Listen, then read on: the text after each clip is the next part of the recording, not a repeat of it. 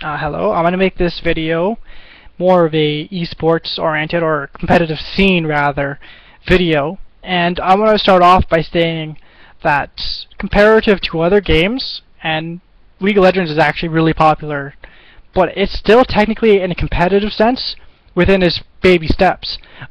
When you look at Korea, they've had an extra like 10 years, I'd say, give or take, of actual esports experience. And that carried over from StarCraft, which is their most popular sport, into League of Legends, and you can tell by how the players, how fast they climb and how fast they became good. But that's because in the baby phase of League of Legends is not many people were getting coaches, and as soon as that Korean scene or Asian scene started popping up, coaches and analysts were already getting picked up by teams to help them play better and analyze enemies so they could practice more. And that's happening in Korea only, and it just started happening at the NA and EU scene now. You look at the big four teams that we've had for the last 2 seasons, you know, TSM, CLG Curse, and Dignitas, and they don't really have coaches or analysts. They do it all themselves.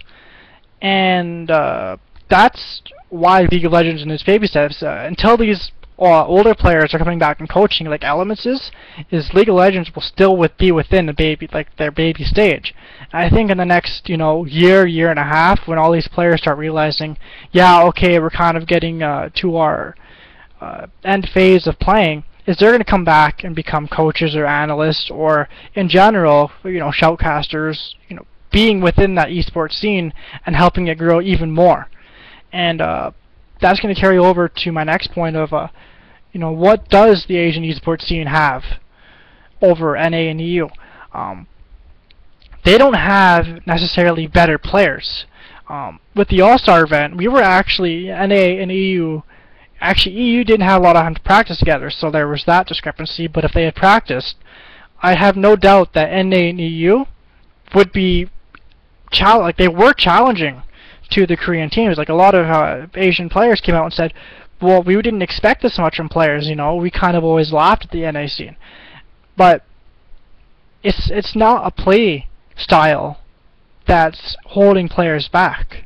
It's entirely within their infrastructure right now, the actual esports infrastructure, like having a coach or an analyst, which is kind of what this, I'm trying to, you know, have everything meld together by having a coach or analyst, because that's a huge part of being in a successful team. A successful team needs to utilize what a coach and analyst bring. And I have no doubt that you know, these players don't underestimate what a coach or analyst brings. But you know, Reginald says we're totally going to go to Worlds, we're totally going to win, and I'm thinking to myself, you're not going to win without a coach or an analyst. You know, that's how far behind you are. It's actually really simple. You're not far behind. You just need to catch up to your infrastructure on the other scenes. And, you know, I think the strongest team in NA right now is Cloud9. They have a coach. That should be like a huge red flag to other teams to say, they have a coach. That's why this new team is doing so well.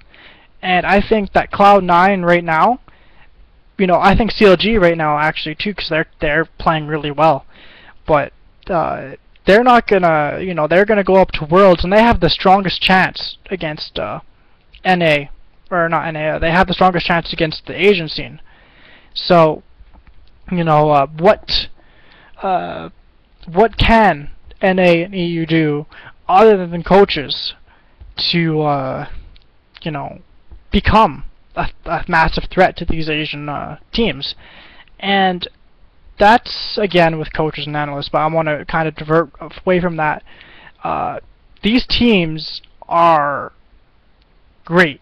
You know, a lot of these top tier teams are great, but the problem is we didn't have many scrim partners for the top tier teams. They were like in season 2 for North America.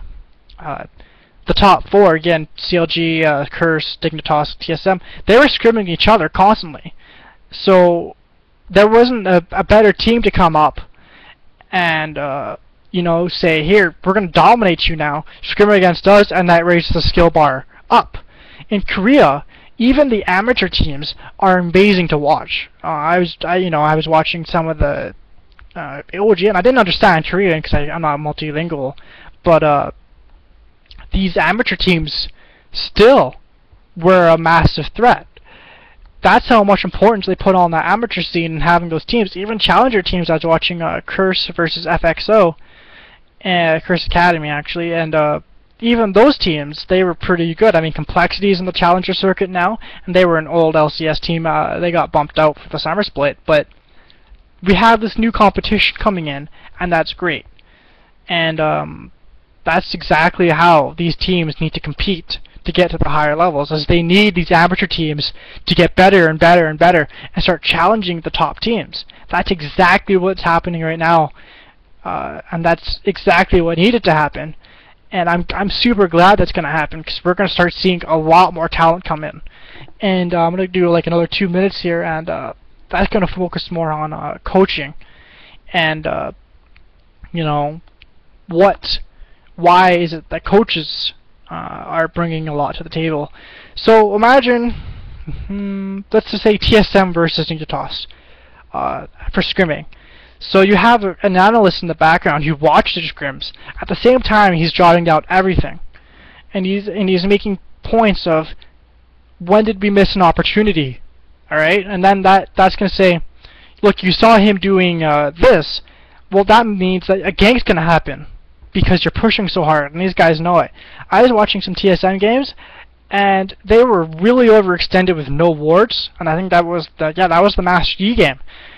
That's what put their bot lane, or their top lane, I guess, so far behind, is they were up right to that tower edge with no wards covering the river. Now, obviously they probably looked back and said, okay, yeah, we kind of screwed up that, so we got to put a ward there next time. But an analyst would say, prevent yourself from even being in that situation.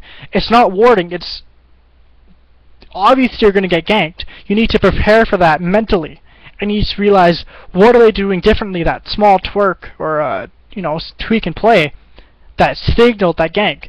As soon as NASA started coming up on river, they weren't behind their tower, they were positioning themselves in front of the tower for that slow. And that's right there, sense of giant red flag that Nasus is coming. Get out now. And I think that 5 seconds or so would have stopped that gank. And I think that's why teams need an analyst or coach, is because they need to understand what a coach brings. And I'm actually going to go into more detail, probably in another video, 8-minute video, on what makes a good coach. Because I was going to cover it in 2, but there's not enough time, so I'll do that in another video. Thanks.